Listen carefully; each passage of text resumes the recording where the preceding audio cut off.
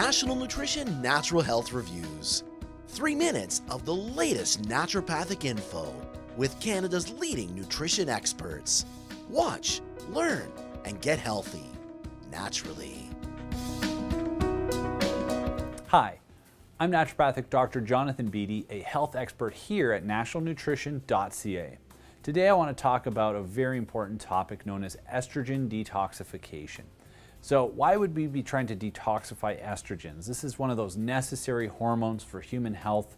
Both men and women have estrogens in their system, but what a lot of us don't realize is that all estrogens are not created equal, and certain types of estrogen increase our risk for estrogen-dependent cancers and other pathologies. Estrogens have different levels of activity, and in fact, when we say the word estrogen, we're actually referring to a whole group of compounds that have estrogen effects. So there's different types of estrogens. Some we call estriol, estradiol, or estrone, and depending on the different estrogen we're referring to, that's going to have an implication as to whether that estrogen is beneficial to you or potentially causing you harm. As with any type of hormone, it's important to have these estrogens in balance. And when they become out of balance, that can lead to disease state. And so this is what we're trying to attain when we discuss estrogen detoxification. What we're really trying to do is get rid of the harmful estrogens and the harmful, what we call estrogen metabolites, and restore normal balance to the estrogens in your system. Now, this goes both for men and for women.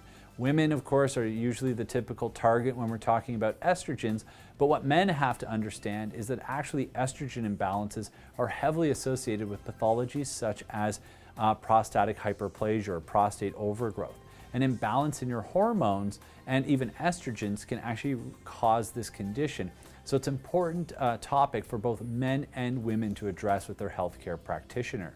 So also too, if you've got increased risk in your family, say you've got a loved one that suffered from an estrogen-dependent cancer, that could be breast cancer, ovarian cancer, endometrial cancer, uterine cancer, or somebody that's had prostate cancer, all of those types of cancer can be affected by estrogens.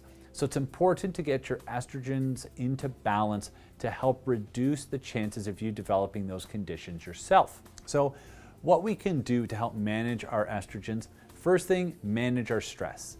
Interconversion of estrogens, that is controlled by a variety of different enzymes, and stress can actually interfere with the normal functioning of those enzymes and lead to the overproduction of the harmful estrogen metabolites. So reducing our stress can be very important, as well making sure that we take in enough vegetables in our diet to ensure that our body has all the nutrients to run all our estrogen pathways properly.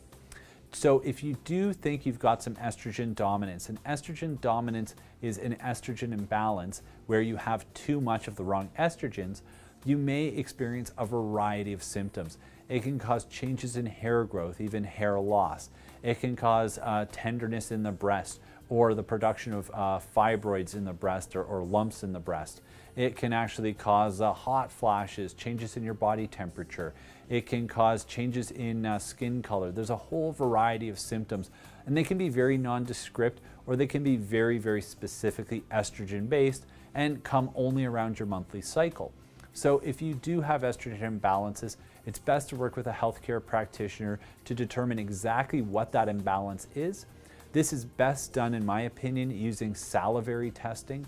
The reason behind that is it shows you what hormone is getting into the tissue, what the active hormones are, and it's one of the better ways to measure hormones because it's easy to do multiple times a day. You can actually see the fluctuation in your hormones as your day progresses and come up with a more accurate treatment plan.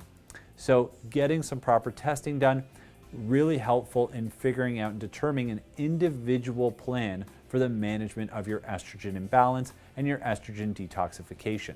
Now, if you do have some sort of estrogen detoxification that needs to occur, there's a few supplements I recommend looking into. One of them is called diindol methane, or DIM. This is a metabolite of something that we used to use called indole 3-carbinol. It's an extract from the broccoli family or the brassica family of vegetables, and it's very good at eliminating the harmful estrogen metabolites. So I do recommend supplementing with DIM. The reason I like DIM over indole-3 carbonyl or I3C is it's a more active metabolite, and some people's bodies struggle to activate I3C into DIM. Therefore, I recommend supplementing with the DIM. Additionally, you can look into a variety of different things that improve your liver function, because the liver is where most estrogens are conjugated for elimination. What that means is we bind a protein to the estrogen to cause that estrogen to be eliminated into the bowels and prevent the reabsorption of it. So this is where it's important to focus on liver health. Supplements like N-Acetylcysteine, which can improve liver detoxification, can be very helpful with this.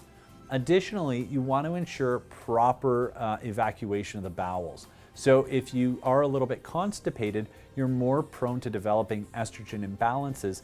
And so for this reason, I'll sometimes recommend digestive enzymes or herbal products that can help reduce inflammation in the bowels, normalizing bowel evacuation, making sure you're having at least one bowel movement every day to ensure proper elimination of the estrogens from the system and reduce the chance of those estrogens being recycled back into your system, further contributing to the estrogen imbalance. So I hope you've learned a little bit about estrogens and their impact on your health today and what you can do to detoxify yourself from harmful estrogens. So share this video with anyone who you think might find it interesting. If you have any questions or comments, post them below. Subscribe to our YouTube channel to stay on top of all our health information.